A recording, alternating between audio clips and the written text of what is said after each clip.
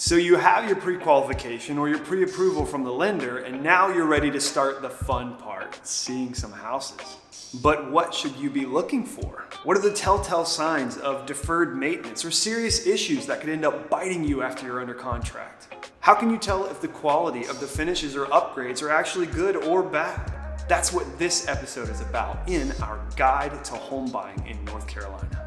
My name is Trevor with the Trev and Jess team of Love It Properties, and I have an extra special guest joining me today to help us work through some of these questions. The other half of our high service team joining us today, Jess Moore. Hi. Last week we jumped into the buying process with our first step, which is pre-qualification. This week, Jess is going to take us on a live journey through our next step in the buying process, showings. She's going to point out the big things to keep an eye out for with every single showing. So let's go see some houses. When you walk into a showing, even if it's an open house, you want to carefully observe several features that can dramatically affect the value of a home. First, when you approach a home, study the outside of the house. Is it on a busy street? How do the neighbors' homes look?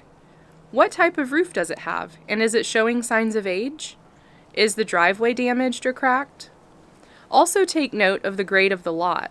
Does it look like a lot of runoff water could head towards the foundation of the home?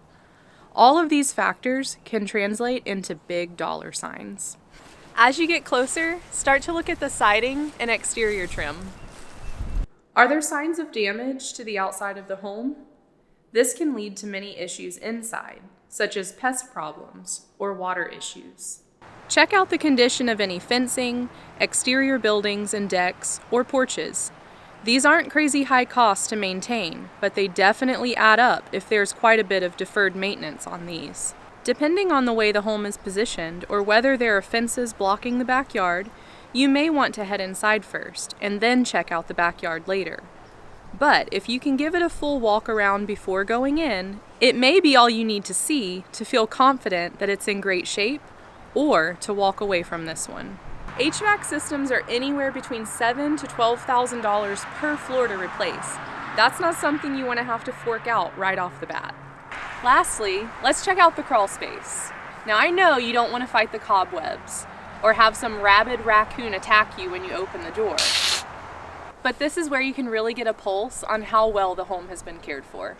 If you see 1, no vapor barrier, this plastic thing, 2, hanging insulation, 3, any signs of water intrusion, odds are there could be some really serious and expensive issues that need to be dealt with. These could include mold, termite damage, structural issues, pest issues, and more. These are some really high-priced issues that you don't want to have to cover if you can help it.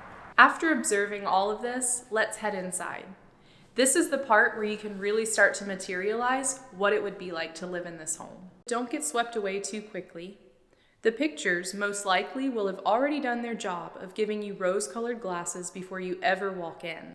But pay close attention to the details so that you can see what the pictures don't want to show you. Check the condition of the flooring in each room. Is it high-quality flooring, or have they used the cheapest product possible that is already showing signs of wear?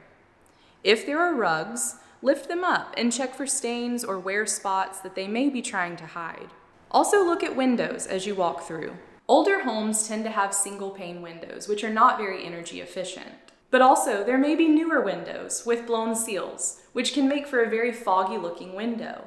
All costs to be concerned about when buying a new home. Most folks head straight for the kitchen, and I don't blame you. This is where you want to take a close look at the condition of updates or the current condition of finishes, cabinet quality, and any appliances. If this seller is a DIYer, you can often find a lot of mistakes and sloppy work here. The kitchen is by far one of the most expensive portions of the home to update. So make sure that what you're getting is decent quality, or at least you know that what is there is usable for potentially updating in the future.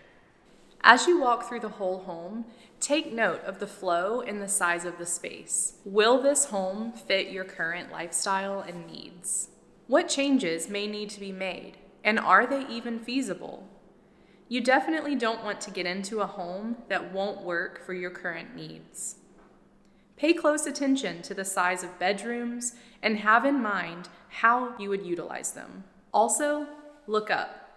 You may find some signs of water leakage on the ceilings or wall cracks that could be signs of structural damage. Remember, any home that you are viewing that was built prior to 1979 could have asbestos or lead-based paint in the materials. Now let's take a look at the bathrooms. These cost a pretty penny to update. So take a close look at the work that's been done and make sure it's been done well. If they need to be updated, look close at the plumbing and inside of cabinetry to determine if what is there needs to be completely gutted or if it may be salvageable. Remember to note flooring in these spaces too, as that may be additional cost to consider if they need to be updated. Is there an attic or walk-in attic? Don't be afraid to take a peek. This is often where you can determine any roof issues or leaks and check for part of the HVAC or water heater. Also, don't skirt the garage. Often your water heater is hiding out there, and that's something you will want to find to check on age as well, as that's not something they have to disclose in the property disclosure. It's not a bad idea if you're viewing multiple homes in a day to take some notes. The details will all start to blend together, so it's good to have something to reference when you sit down later to think about it. Having a real estate agent who cares about whether you're making a good investment or a bad investment is absolutely invaluable. A great agent will put themselves in your shoes, and they'll point out what all of the potential risks may be. No house is perfect, not even new construction, so don't expect to find a house without any issues. The best thing is to know as much as you can before you ever present an offer, so you do your best to factor in all the risks. There are some things too that we just won't know until we get it fully inspected. You have to treat every issue you find as a potential indicator of what may be further under the surface that we can't find with one showing. If so many obvious issues are found when you show the house, then the odds of there being more issues is extremely likely.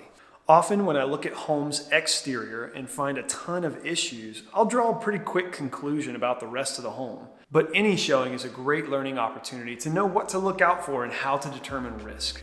And that's all for step 2 in our series in how to buy a home in North Carolina. Next week, we're going to jump into the next step, which is offers. If you learned some great tips from this video and would like to be notified of future content from our team, please subscribe to my channel. Thanks for tuning in today. We look forward to bringing you great new real estate content every week.